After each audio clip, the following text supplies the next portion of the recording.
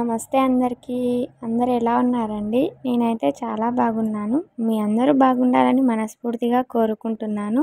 ఇంట్లో అయితే పనంతా అయిపోయింది. పనయిపోయిన తర్వాత వాషింగ్ మిషన్‌లో అయితే బట్టలేసి ఆరేశాను. ఈరోజైతే కొంచెం మొగుళ్ళ పడ్డట్టే ఉంది. ఇంకా వర్షం వస్తుందేమో సాయంత్రం వరకి. కొంచెం ఎండ, కొంచెం మొగుల్లా ఉంది. ఇంకా బట్టలైతే సరిగ్గా ఆరనట్టు లేవు. ఇంకా మా చిన్నోని సైకిలు, ఇంకా కుర్చీలయితే బయటనే పెట్టారు. మా వాళ్ళైతే ఎక్కడ కూర్చుంటే అక్కడ వస్తువులు అక్కడనే మర్చిపోతారు.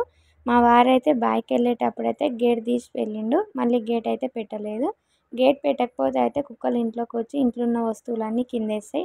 అంటే బయట ఏమైనా పాల డబ్బాలు పెడితే అవన్నీ ఒలుకపోస్తాయన్నమాట. ఇంకా ఉదయాన్నే పాల గిన్నెలన్నీ తోముకున్నా. మా వారైతే వాషింగ్ మిషన్‌కి కవర్ అయితే తేలేదు. ఇదైతే వడ్ల మీద కప్పే పడము. కొంచెం కట్ చేసి అయితే వాషింగ్ మిషన్ మీద ఏసినాము. పడమైతే వర్షానికి మొత్తం చినిగిపోయింది. ఇంకా నేనైతే మీషోలో అయితే వాషింగ్ మిషన్‌కి అయితే కవర్ ఆర్డర్ చేశాను. ఇంకా కవర్ ఎప్పుడొస్తుందేమో. ఇంకా ఇక్కడ వాడే లిక్విడ్స్ అన్నీ ఇక్కడనే పెడతాను. ఇంకా మళ్ళీ ఎక్కడనో పెట్టి మర్చిపోయేదానికన్నా ఇంకా వాషింగ్ మిషన్ మీదనే పెడతా. సర్ఫ్ ఎక్సెల్ లిక్విడ్ అయితే వాడతాను. ఇంకా కంఫర్ట్. ఇంకా సర్ఫ్ ఏమో ఎప్పుడైనా రగ్గులు ఉతికేటప్పుడు వాడతాను. ఎక్స్ట్రా కంఫర్ట్ బాటిల్ ఏమో అయిపోయింది. ఏమైనా క్రాఫ్ట్ చేద్దామని అక్కడనే పెట్టాను. ఇంకా క్రాఫ్ట్ చేయక అక్కడనే మర్చిపోయిన దాన్ని. మా వారైతే ఇక్కడ నుంచి ఇక్కడికి రేకులు ఏపిస్తానన్నాడు. వాషింగ్ మిషన్ అయితే వానకి తడవకుండా ఉండనీకి. బాత్రూమ్ రేకుల నుండి ఇంక కిచెన్ రేకుల వరకు అయితే ఇంకా రేకులు ఏపిస్తానన్నాడు. ఇంక రేకులు ఏపిస్తానన్నాడు కానీ ఎప్పుడు ఏపిస్తాడో తెలవదు. హౌస్ మీన్ అయితే మూత చేయిస్తా అని రోజు చెప్తూనే ఉన్నాడు. కాకపోతే చేయించడం లేదు. హౌస్ మీన మూత అయితే వాషింగ్ మిషన్ మీద పెట్టిండు. అంటే గాలికి ఆ పడం కొట్టుకుపోకుండానికే. ఇంక వాన పడ్డప్పుడైతే ఇంక వాన నీళ్ళన్నీ హౌస్‌లోకే పోతుంటాయి. హౌస్‌లోకి పోయినప్పుడల్లా నాకు ఆ నీళ్ళైతే వాడబుద్ధి కాదు. చాలా దుమ్ము అవన్నీ వచ్చి ఉంటాయి కదా! ఇంకా పిల్లలకి ఎలర్జీ వస్తుందని వాడబుద్ధి కాదు. కాకపోతే తప్పదు. ఇంకా ట్యాంక్‌లోకి ఎక్కినప్పుడైతే ఇంక ట్యాంక్‌లో నుంచి అయితే ఫిల్టర్ అయ్యి వస్తాయి వాటర్ అయితే కిందికి. ఇంకా బట్టలైతే ఆరినాయి. సాయంత్రం అయితే బట్టలు తీసుకుంటున్నాను. ఇంకా నేనైతే సాయంత్రం అని ఏం తీయను. వాషింగ్ మిషన్‌లో వేస్తా కదా బట్టలు. ఇంకో 10 నిమిషాల తర్వాత తీయడమే. ఎందుకంటే వాషింగ్ మిషన్‌లోనే బట్టలైతే మొత్తం ఆరిపోయి వస్తాయి. ఎక్కువసేపు ఇంక ఎండకు ఉంచితే ఇంకా ఉన్న కలర్ కూడా పోతాయి బట్టలకి. వాషింగ్ మిషన్ తెచ్చుకున్నప్పుడైతే వాషింగ్ మిషన్‌లో బట్టలేస్తే తెల్లగా అవుతాయా కాదా అని చాలా డౌట్ ఉండేది. కాకపోతే ఇంకా చిలక బట్టలైతే తెల్లగా కావు. మనం ఇంట్లో వాడుకునే బట్టలైతే తెల్లగానే అవుతాయి. ఈ వాషింగ్ మిషన్ అయితే పల్లెటూరులో ఉండే వాళ్ళకన్నా సిటీలో ఉండే వాళ్ళకే చాలా బెస్ట్. మన పల్లెటూరులో ఉండే వాళ్ళకైతే చిలకకెళ్ళి వచ్చే బట్టలైతే ఇంక తెల్లగా కావు అట్లే ఉంటాయి. అవైతే మనం సపరేట్‌గా ఉతుక్కోవాలి. నేనైతే మా బట్టలు మేము ఇంటికాడనే ఉంటాం కాబట్టి మావంతా దుమ్మేమి ఉండవు. మావైతే వాషింగ్ మిషన్‌లో తెల్లగానే అయితాయి. మా వారివే కొంచెం చిలకకెళ్ళి వస్తాడు కదా! అవైతే కొంచెం తెల్లగా కావు. అవైతే నేను ఇంకా ఒక్కొక్కసారి అయితే చేతులతోనే ఉతుకుతాను.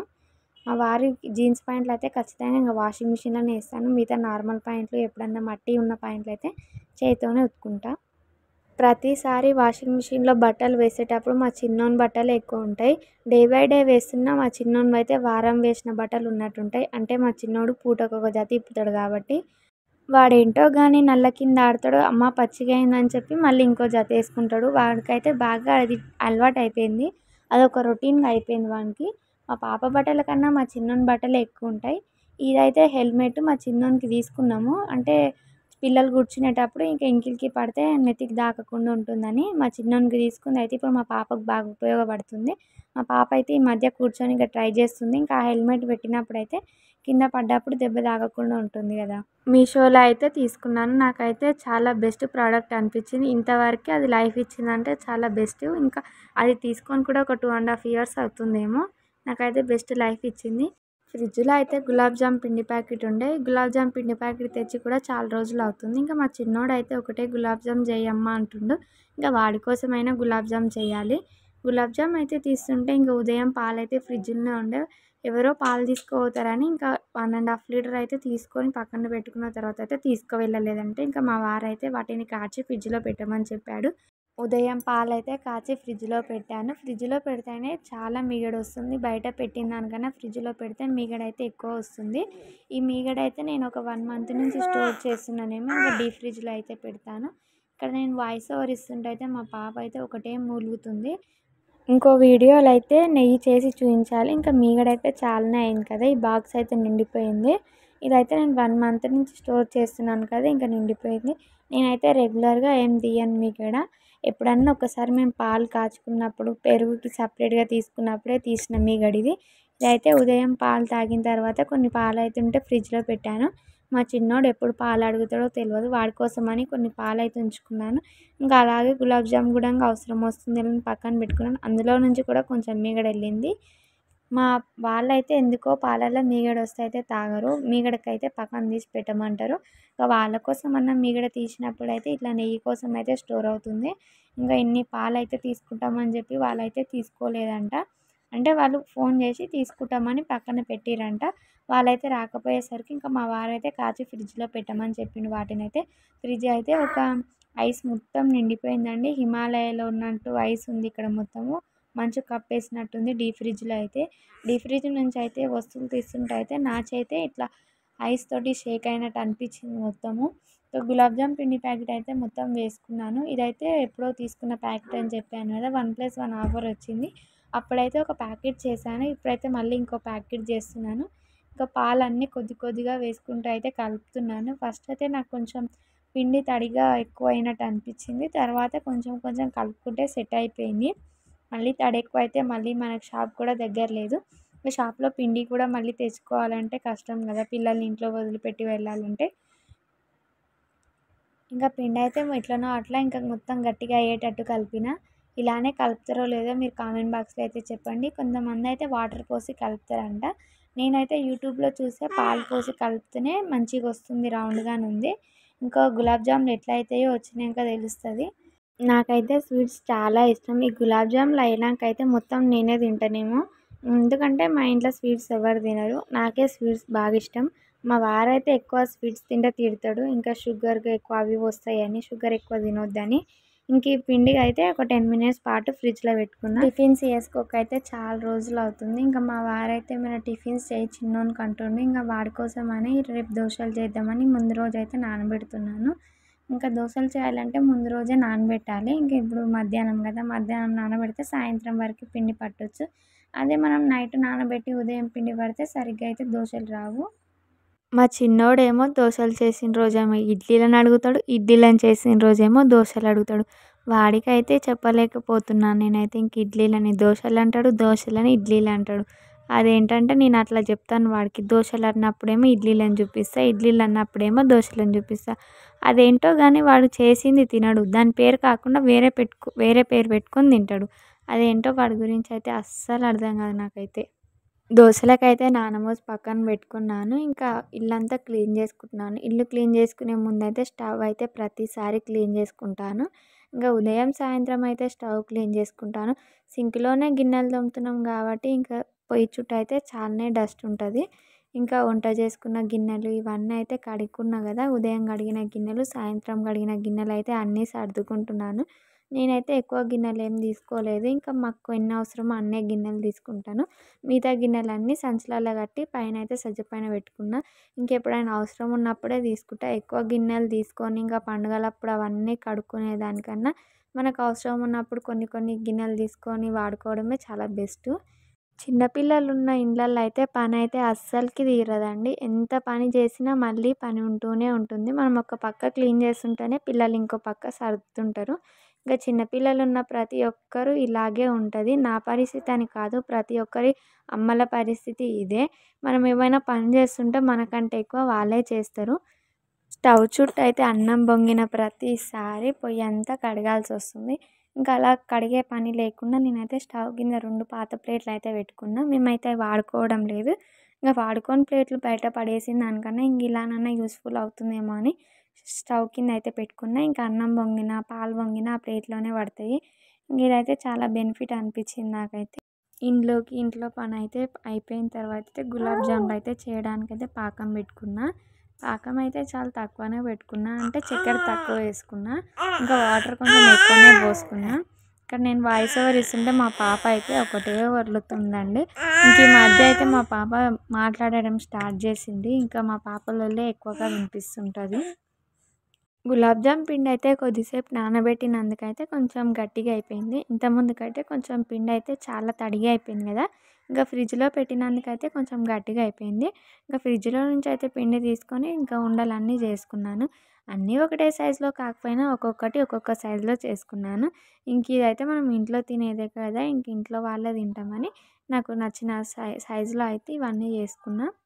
స్టవ్ పైన అయితే ఆయిల్ పెట్టి డీప్ ఫ్రైకి అయితే సరిపడట్టు ఆయిల్ వేడి చేసుకున్నా. మరీ ఎక్కువ ఆయిల్ హీట్ చేసుకోవద్దండి. ఇంక మామూలుగా ఆయిల్ పెట్టుకొని సిమ్‌లోనే ఇవన్నీ ఫ్రై చేసుకోవాలి. ఇంకా హైలో పెట్టుకుంటే అయితే తొందరగా మాడిపోయి ఇంకా లోపటైతే ఉడకదు. ఇంకా సిమ్‌లోనే పెట్టి మధ్యలో మధ్యలో కలుపుకుంటూ అయితే ఇంక ఈ గులాబ్ జాములన్నీ గోల్డెన్ కలర్‌లోకి వచ్చేంత వరకు ఫ్రై చేసుకోవాలి. ఇంక నేనైతే గోల్డెన్ కలర్‌లోకి వచ్చేంత వరకు ఫ్రై చేసుకున్న తర్వాత అయితే వాటినన్నిటిని పక్కన తీసి పెట్టుకుంటున్నాను. ఇంకా పాకం అయితే రెడీ కాలేదండి. ఇంకా నెక్స్ట్ కొన్ని మిగిలినాయి కదా! అవి కూడంగా డీప్ ఫ్రైలో వేసుకుంటున్నాను. అన్నీ ఒకటేసారి వేద్దామని ఫ్రై చేసుకున్నవన్నీ పక్కన పెట్టుకుంటున్నాను. వీడియో తీసేటప్పుడైతే ఎలాంటి ప్రాబ్లమ్ ఉండదు గానీ, వాయిస్ ఓవర్ ఇచ్చేటప్పుడైతే చాలా డిస్టర్బెన్స్‌గా ఉంటుంది. బయట వెదర్ డిస్టర్బెన్స్, ఇంకా పక్షుల అరుపులు, కుక్కల అరుపులు, ఇంట్లో పిల్లలతోని సతాయించడం ఇవే సరిపోతుంది వాయిస్ ఓవర్ ఇచ్చేటప్పుడు. వీడియో తీసేటప్పుడైతే ఎలాంటి ప్రాబ్లమ్ ఉండదు. వీడియో తీసేటప్పుడైతే నాకు ఎలాంటి డిస్టర్బెన్స్ అనిపియదు. వాయిస్ ఓవర్ ఇచ్చేటప్పుడే చాలా ఇబ్బందిగా ఉంటుంది. ఇంకా అన్నీ గులాబ్ జాములు అయితే ఫ్రై చేసుకున్న తర్వాత పాకం అయితే కొంచెం కావాలి. కొంచెం లేత తీగ పాకం వచ్చేంత వరకు కావాలి. అదైతే కొంచెంగానే వచ్చింది. ఇంకా పాకం వచ్చే వరకు వెయిట్ చేద్దామని బయటికొచ్చేసాను. బయటికొచ్చేంత లోపలే వర్షం అయితే పడుతుంది. ఫస్ట్ కొంచెం కొంచెం చినుకులు పడుతుండగానే చూస్తుండగానే చాలా వర్షం స్టార్ట్ అయింది. మా చిన్నోడేమో ఇంకా బయట ఆడుకొనొచ్చి డ్రెస్ అయితే పచ్చిగయిందని ఇప్పి తీగ మీనేసిండు. ఇంక వర్షంలో ఏం తెస్తాంలే అని ఇంక దాన్ని అక్కడనే వదిలేసిన. మా చిన్నోడైతే ఆడుకునే బొమ్మలన్నీ కావాలని వర్షంలోకి విసిరేస్తుండు బయటికి పోదామని. వాడికేమో బయట వర్షంలో ఆడడం అనేది చాలా ఇష్టము. నేనైతే మా చిన్నోడిని వర్షంలో అయితే ఆడనివ్వను. ఇంక వర్షంలో ఆడితే అయితే కంపల్సరీ మా చిన్నోనికైతే సర్ది అయితుంది. ఎందుకంటే ఇంతకుముందుకైతే నీళ్ళల్లో ఆడి ఇలాగే సర్ది చేసుకుండు. ఇంక సర్ది అయినప్పుడైతే అది మామూలుగా పోదు కదా! ఇంకా సర్ది అయితే ఇంక వారం రోజుల పాటు అట్లనే ఉంటది. పాకం అయితే ఇంకా లేత తీగ పాకం వచ్చింది. ఇంకా వచ్చినెమ్మటే గులాబ్ జాములన్నీ అందులోకి వేసుకున్నాను. వేసుకున్న హాఫ్ అన్ అవర్ తర్వాత అయితే ఇంక గులాబ్ జామ్ తీసుకుంటున్నాం. ఇంక మా చిన్నోడైతే ఫస్ట్ తింటా తింటా అని గులాబ్ జామ్ చేయమన్నాడు. చేసినాకైతే ఒక్కటి కూడా తినలేదు. ఇంకా ఇదైతే పిండి నానబెట్టి కొద్దిసేపు పెట్టుకున్నందుకైతే గులాబ్ జాములు అయితే చాలా లడ్డుగా అయినాయి. టేస్ట్ అయితే చాలా బాగొచ్చింది. గులాబ్ జామ్ ఇంత లడ్డు కావడం ఇదే ఫస్ట్ టైం. ఇంతకుముందు కూడా ట్రై చేశాము. కాకపోతే ఇంకా గులాబ్ జామ్‌లలో అయితే పాకం అయితే లోపటి వరకి వెళ్ళలేదు. ఇంకా బయట బయటనే పాకం అయితే బాగా అయ్యి చాలా స్వీట్‌గా అయిపోయింది అప్పుడు. ఇప్పుడైతే పాకం పర్ఫెక్ట్‌గా అయింది. ఇంకా గులాబ్ జాముల టేస్ట్ అయితే చాలా మంచిగొచ్చింది. బియ్యం అయితే ఇంతకుముందుకైతే జల్లెడ పట్టి పెట్టుకున్నాను. ఎంత జల్లెడ పట్టినా లక్క పురుగు, బియ్యం పురుగయితే పోవడం లేదు. మళ్ళీ అందులోకైతే ఉన్నాయి. ఇంతకుముందుకైతే పట్టిన 2, 3 రోజులైతే పురుగయితే కనబడలేదు. మళ్ళీ పురుగయితే కనబడుతుంది. ఇంక బియ్యం అయితే మళ్ళీ చెరగాల్సొస్తుంది. ఇంక బియ్యం చెరుగయితే పొయ్యి మీద పెట్టాను బియ్యం కడిగి. ఇంకా మా చిన్నోడైతే ఇంక పాలని అడిగితే ఇంక టైంకైతే పాలొచ్చినాయి. ఇంకా పాల బూతయితే ఓపెన్ చేసినాం. ఓపెన్ చేసి క్లీన్ చేసినాక మా వారొచ్చి ఇంక పాలైతే పోసుకుంటుండు. ఉత్తి పాలు తాగిన దానికన్నా ఇంక ఇందులో అయితే బ్రూ పొడి వేసుకొని తాగితే ఇంకా కొంచెం టేస్ట్ అయితే బాగుంటుంది. ఇంకా మేమైతే ఇంక ముగ్గురం కదా, ముగ్గురం 3 గ్లాసులలో అయితే పోసుకొని తాగుతున్నాము. ఇంట్లో అయితే చిన్న గ్లాసులు అయితే లేవు. అందుకే పెద్ద గ్లాసులలోనే పోసుకొని తాగుతున్నాం. మీరు చూసి దీని నిండా తాగుతారేమో అనుకోకండి. ఇంట్లో అయితే చిన్న గ్లాసులు అయితే లేవు. ఇంతకుముందుకైతే చిన్న గ్లాసులు ఉండే. నేను ఎవరికైనా వెళ్ళొచ్చేసరికి అవైతే మాయమవుతాయి. అంటే మా వారు పాలు తాగినా, చాయ్ తాగినా అవి ఎక్కడ వేస్తే అక్కడనే మర్చిపోతాడు. ఇంక అవి అక్కడనే పోతాయి. నేనైతే ఇంక బ్రూ వేసి మొత్తం కలిపి మా చిన్నోనికోటి, మా వారికోటి, నాకోటి తాగినాం. తాగిన తర్వాత ఇంక అన్నం అయింది. అన్నం అయినెమ్మటే ఇంగ మా పిల్లలకి తినబెట్టి పడుకోబెట్టాను. ఇంక వాళ్ళు పడుకున్న తర్వాత అయితే నేను కూడా తిని ఇంక మిక్సీ అయితే పడుతున్నా. ఇదైతే ఉదయం పట్టుకుందాం అనుకున్నాను కానీ ఉదయం పడితే అయితే ఇంక దోశలంత పర్ఫెక్ట్‌గా రావు కదా! ఇంక నైటే మిక్సీ పడుతున్నా. మనకెంత పనున్నా సరే ఇట్లా పిండి పట్టేటివైతే నైటే పట్టి పెట్టుకుంటే ఉదయానికైతే రెడీగా చేసుకోవచ్చు. ఇంక ఉదయం పిండి పట్టి చేసే అంత ఓపిక ఉండదు కదా! అయినా ఉదయం పిండి పట్టి చేసినంత పర్ఫెక్ట్‌గా రావు. అంటే ఇట్లా పొంగవు దోశలు. కొంచెం కొంచెం అయితే పిండి పట్టి ఇంక పక్కకైతే పోసుకుంటున్నా. ఎక్కువ వేసుకొని పిండి పట్టిన దానికన్నా కొంచెం కొంచెం పోసుకొని పిండి పట్టుకుంటేనే ఇంకా దబ్బున అయితది. ఇంకా పిండి అయితే మొత్తం పట్టుకున్న తర్వాత అయితే గిన్నెలు ఇన్ని అయినాయి. ఏమైనా వంట చేసినప్పుడు అయితే ఇన్ని గిన్నెలు అయితే కంపల్సరీ అయితే ఇంకా రేపు దోశలు చేసినాక అయితే ఇంతకు మించిన గిన్నెలే అవుతాయి. పిండి అయితే పట్టి మొత్తం పక్కన పెట్టుకున్న. అందులో కొంచెం ఉప్పు సోడా అయితే ఫస్ట్ వేసుకున్న. ఈ వీడియో అయితే మీకు నచ్చిందా? ఈ వీడియో అయితే మీకు నచ్చి ఉంటుంది అనుకుంటున్నాను. ఇంక ఈ వీడియో అయితే ఇక్కడితో ఆపేస్తున్నాను. ఈ వీడియో మీకు నచ్చినట్టయితే వీడియోకి లైక్ చేసి మన ఛానల్ని అయితే సబ్స్క్రైబ్ చేసుకోండి. మీరు చేసే లైక్ సబ్స్క్రైబ్ వల్ల నాకు మరిన్ని వీడియోస్ చేయడానికి మోటివేటింగ్గా ఉంటుంది. Bye bye.